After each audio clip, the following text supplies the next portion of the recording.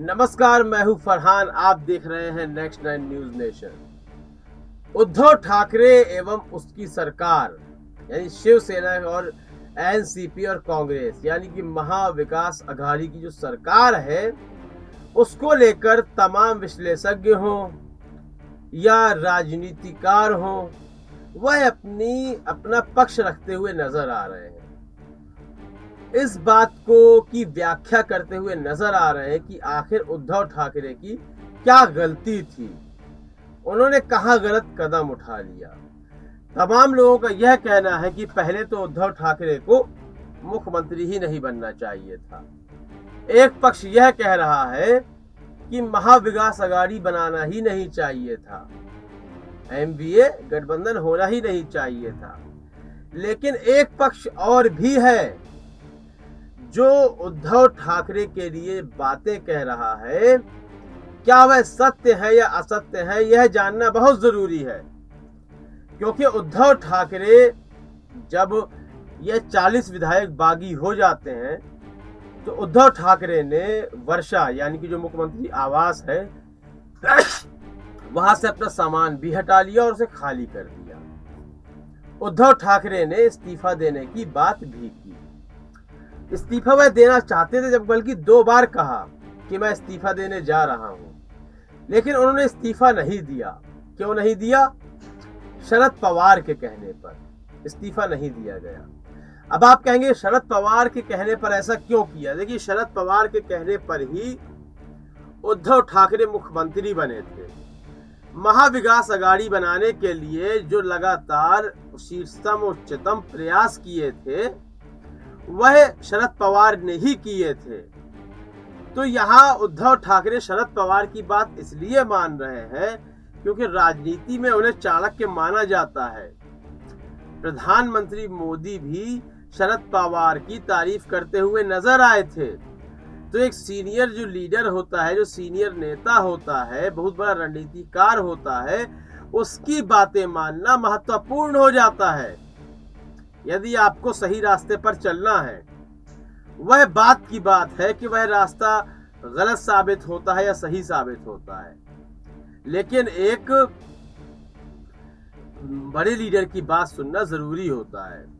तो इस बात को लेकर कहा जा रहा है कि जो उद्धव ठाकरे हैं वह शरद पवार के अधीन हैं, शरद पवार की ही बातें मानते हैं।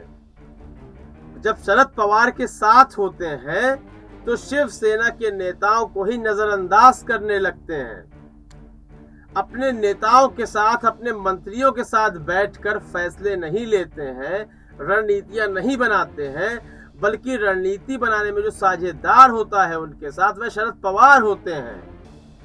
यह आरोप लगाए जा रहे हैं उद्धव ठाकरे पर। देखिए, अपने नेताओं को नजरअंदाज करना गलत है, लेकिन शरद पवार को प्राथमिकता देना बिल्कुल गलत नहीं है मेरे हिसाब से, क्योंकि इस वक्त शिवसेना में यदि कोई सीनियर लीडर है तो वह शरद पवार हैं। माफ कीजिएगा, एमवीए में, महाविकास अघाड़ी में। और यदि शरद पवार ना होते तो उद्धव ठाकरे मुख्यमंत्री के रूप में उनका चयन ना होता। तो उन लीडर्स का कहना है कि आप बीजेपी के साथ ही गठबंधन कर लेते, लेकिन वह बेवकूफ लोग यह समझने की कोशिश नहीं कर रहे हैं कि भारतीय जनता पार्टी के साथ गठबंधन शिवसेना को लगातार नुकसान पहुंचा रहा था। भले ही सत्ता की मलाई खाने को तो मिल रही थी, लेकिन जो महाराष्ट्र का में वर्चस्व था वह बीजेपी का बढ़ता जा रहा था। देखिए, बीजेपी से गठबंधन के कारण ही शिवसेना एक राज्य की पार्टी बनकर रह गई, महाराष्ट्र की पार्टी बनकर रह गई, और भारतीय जनता पार्टी के लगातार प्रयासों से केवल शिवसेना मुंबई की पार्टी बनकर रह जाती, सिर्फ मुंबई में ही उसका वर्चस्व होता। तो इस डर के मद्देनजर, इस भय के चलते उद्धव ठाकरे ने भाजपा के साथ गठबंधन तोड़ दिया और शरद पवार से आकर मदद मांगने लगे। तो इसमें गलत क्या है, यह बड़ा सवाल है। अपनी पार्टी को बचाने की कवायदें करना यदि गलत है तो हाँ, उद्धव ठाकरे ने गलत किया है।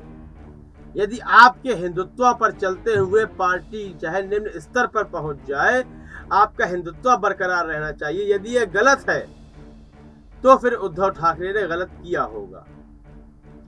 पार्टी को बचाना प्राथमिकता थी उद्धव ठाकरे की। भारतीय जनता पार्टी ने जेडीयू को खत्म कर दिया।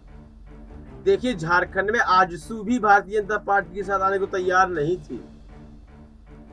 शिवसेना ने भी इसीलिए नकार दिया बीजेपी को। और यदि बीजेपी हिंदुत्व की राजनीति करती है तो 2.5 साल शिवसेना को का मुख्यमंत्री बनाने में क्या हर्ज था? बना सकती थी, क्योंकि यह तो घर की बात है, घर की पार्टी है। तो आप खुद सोचें कि जो लोग आज उद्धव ठाकरे पर आरोप लगा रहे हैं वह केवल हिंदुत्व के बारे में सोच रहे हैं, बल्कि जो शिवसेना है उसके बारे में सोचने में वह नाकाम है। इस संबंध में अपनी राय अवश्य दें, कार्यक्रम को लाइक करें, ज्यादा से ज्यादा शेयर करें और चैनल को सब्सक्राइब अवश्य कर दें। तब तक के लिए इजाजत दीजिए, धन्यवाद।